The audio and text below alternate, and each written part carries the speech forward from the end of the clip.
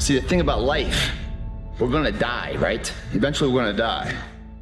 But our legacy can live on. The impact can be non-perishable, forever. But it's gotta be built right. And we gotta take advantage of the time we have right now. There's a little known fact. The fact is that you're more amazing than you've ever imagined. You're more qualified, more gifted, more useful, more meaningful than anyone has ever defined or told you you could be. There are times where you've tried to talk yourself into believing your value by looking in the mirror and you haven't gotten the right reflection because you haven't said it with the right inflection. You gotta begin to believe this thing in your core. You know, whether you're trying to grow into something or you're trying to accomplish something, the adversity, the opposition, the challenge, and the uncertainty, that's the rites of passage to accomplish or become the person that you're striving to become. This is what I want to tell you. You might not be in control of what today brings you, but you are in control of what you bring to today. You are in control of what you bring to the day. So the question I'm going to ask everybody is what you bring into today. You got to believe it until others believe it. You got to sell this thing to yourself until you're so sold on it that no one can talk you out of that thing that you believe that you are born to do. The greatness that is within you, the greatness that is around you, the greatness that you will cause. If you want it bad enough, you find a way. If you don't want it bad enough, you find an excuse. Because I believe, like, when you're really trying to accomplish something or become something different, there's supposed to be challenges present. It's supposed to be adversity present.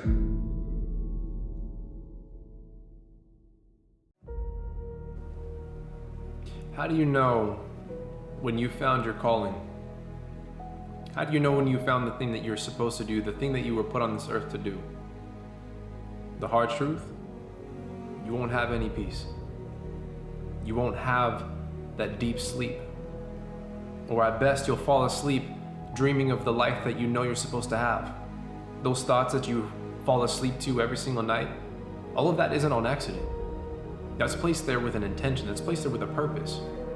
And that's supposed to give you a glimpse at the life that you're supposed to live. Imagine that you could be exactly where you wanted to be in 5 years. Like, you've got these stellar opportunities in front of you. So then you gotta allow yourself to imagine like you're a kid who's pretending or daydreaming and thinking, okay, man, I can be wherever I want 5 years. Okay, how could I bring all of those together in the optimal way? What would that look like? You should ask and you'll receive. You should knock and the door will open. You're more than a ripple. You're the one that will cause waves in life, but you gotta keep going. There's a thing called flow. You have to get into it, and the only way to get into it is to get through the things that try to interrupt your flow.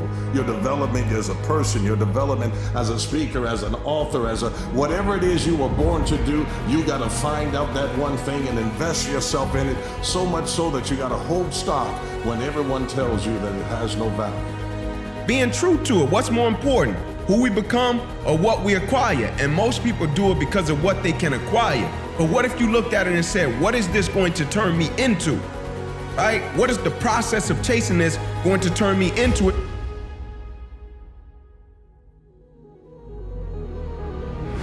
You matter and you always have mattered. Your skill set is being developed under pressure, under denials, under rejection, under the people that have told you no. Those no's are things that you need. It needs you to fortify and believe in yourself until you can get to the point where it doesn't matter what anyone else says. You believe it with all your soul that I matter, that I was born to do something, and the greatness within me is going to touch other lives. You're not here just for you. The gift that you have is to be presented to God at the end of your life, and when you present it to Him, He'll ask you, how many other people did you bless? How many other people did you give it to? But what do you need to bring to today is my question to you. We can't control what today brings us. We can't control what people try to give us. We can't control the struggles that might find us. But we can control what we bring to the day. We can't control what we bring to our life. We can't control what we bring to others, right? How is it serving you to focus on what's going wrong when you can actually create something that's right in your life right now?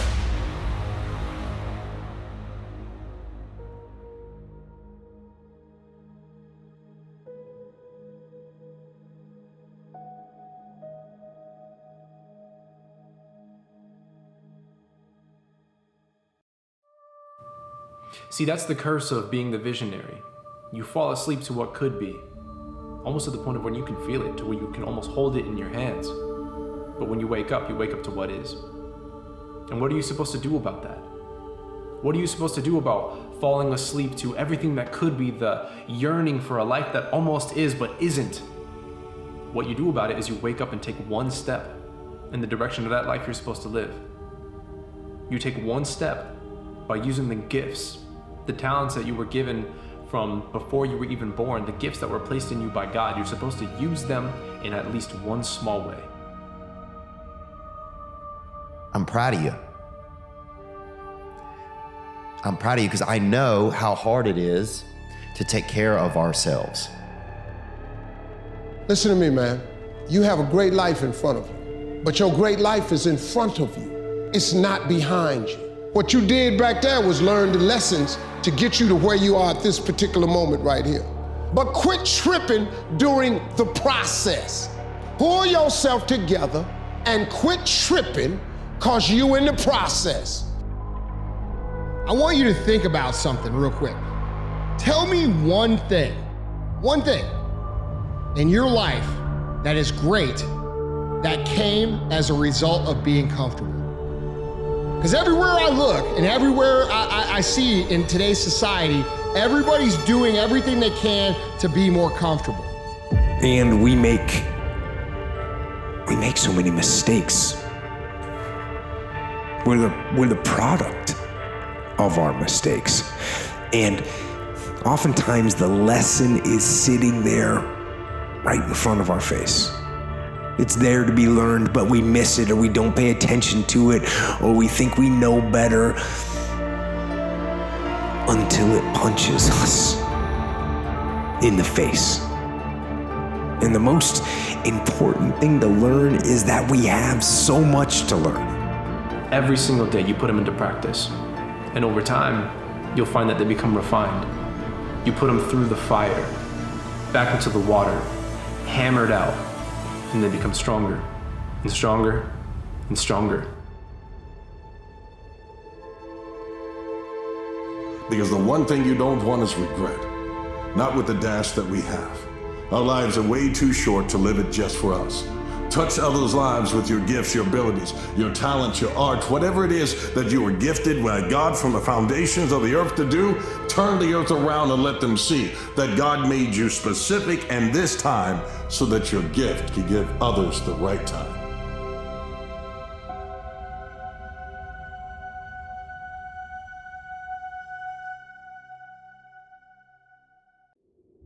And I understand what it's like to have those visions and have every single person around you think that you're full of shit.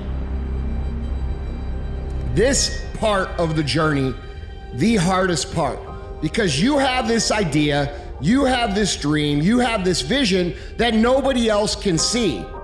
So if this is you and you're struggling and you're fighting and you're in the fight, understand that facing this issue of non-believers, of critiques and criticisms and negativity is part of the process. You may be wondering what happened to the support that was once around you. What happened to the scaffolds of people who said they would be your security? You can lean on us. I've got your six. I've got your back. Well, the reason why they've been upset with you and the reason why they can't understand why you're changing is because they don't want to lose what they love. They don't want to lose the version of you that was within reach of them. The version of you that was visible and they understood where you were going and what you were doing. But what they don't understand is that you're evolving. It's like when Kobe said, I was chasing perfection and excellence, even though I knew I would probably never catch it. But just the fact that I was willing to chase it, I would defeat most of my opponents because most of my opponents would never chase something that didn't have any guarantees attached to it. Until finally the opportunity arises where it says, now is the time for you to be born again in your gift.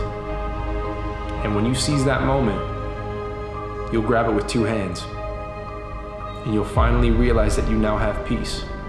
And that moment of having peace, that's when you know you found your calling.